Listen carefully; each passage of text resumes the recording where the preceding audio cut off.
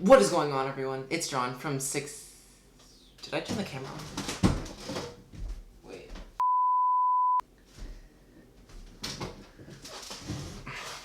Sorry about that. Okay.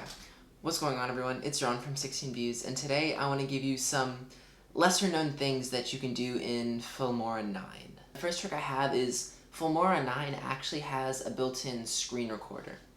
So to find that, you go into Files, Record Media, and then Record PC Screen. And it'll come up with this little window. Yeah, as you can see, I'm currently recording right now, but this will let you choose the frame rate you record in, how much of the screen you want to record, if you just want to record one section of your screen, things like that.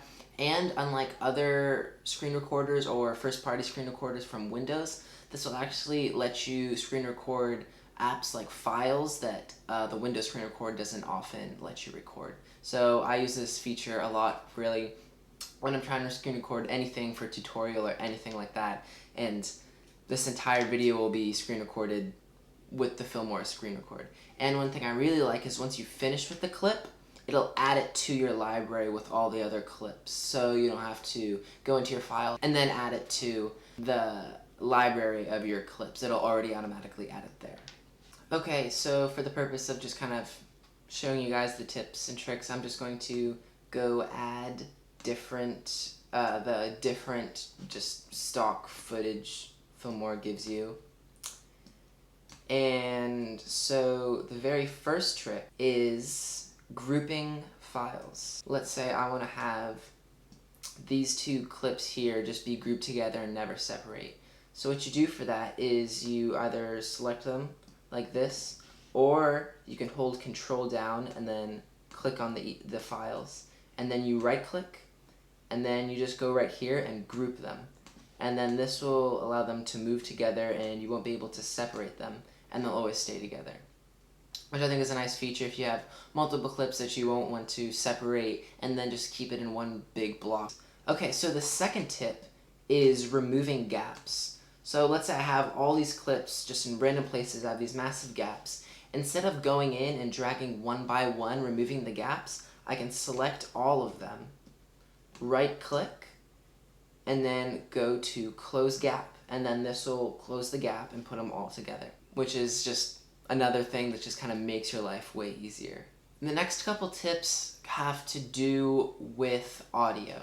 So I'm going to go in here, I'm just going to get one of the stock audios.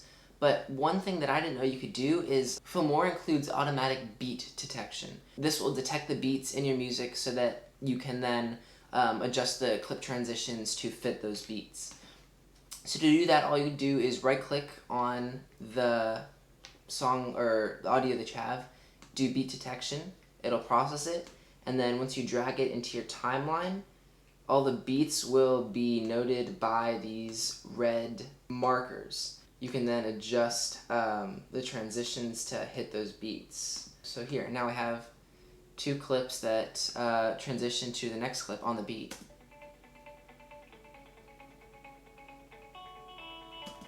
And this is a feature that I did not realize. I was going in and just kind of eyeballing the beat for all my other videos, and it took so much time, and this is way easier because it'll do it all automatically. The next tip is you can adjust the audio levels, so if you want to fade in or fade out, the way that I knew was just selecting fade in or fade out here, but that would go from 0 to 100. If you go into the equalizer and click this little button here, it will add a point on the music timeline, and then I can add another one here, another one here, I'll add one at this beat, and this will then let you adjust the audio between those points. So let's say between this first point and the second point, I want the audio to decrease, but I don't want it to decrease all the way, I just want it to get quieter. I can drag this down right here, but then after the second point, then I want it to get louder, but I want it to go as loud as it can, all the way up to 12 decibels. It'll transition to a quieter sound, but it won't go all the way to 0 where you can't hear it. The next is, you can adjust the speed and duration of a clip just by going into this little speed icon and then adjusting it to slow or fast or whatever. But what I didn't know is if you hold Control and then go to the clip, you can extend it to however long you want.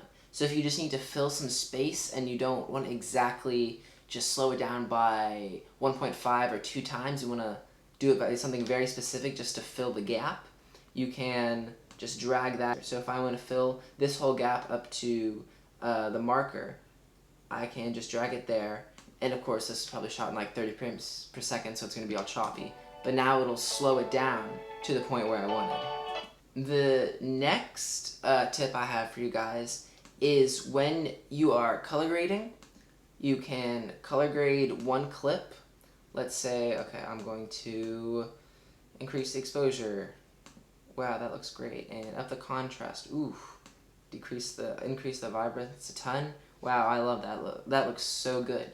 But now, instead of having to go to each individual clip to then take that same color grade and adjustments and doing it one by one, there's a keyboard shortcut where if you select the clip that you just color graded and do Control-Alt-Copy, that'll copy the adjustments you did, and then you can select all of the clips you have, either Control-A or dragging the box around them, and do Control-Alt-V, Control-Alt-Paste, and it'll apply those adjustments to all the clips that you just set. So here, now I can see, oh wow, everything's overexposed, everything's brightened, everything is up with contrast. It remains consistent and you don't have to then go one by one in the clips and change it, which was super tedious, and I think that was probably the biggest mistake I made. At the very beginning, I would go into each individual clip and adjust the temperature or the exposure, and then I found this, and now I can just do it with one clip, make sure it looks good, and then select all of the others, and just do it with one click of a button. And the final tip I have, and this goes back to the performance, recently Filmora has added background render. So instead of having to click this button here every time you want to render, you can go to File, Preferences, Performance, and then Background Render right here. And this will render after 5 seconds. If you're just watching the clips or whenever you're not doing something, it'll automatically start rendering in the background to help speed up your editing process. And then you can also enable this hardware acceleration for video rendering, which I think is probably just a good thing. It can only help you. So I would just enable that. So yeah, those are kind of my tips and tricks that I learned from just kind of messing around with Filmora. I hope it helped you guys. If it did, let me know. I might think about making like a version 2 or a part 2 of this. So yeah, just let me know. This is John from 16 Views. See ya.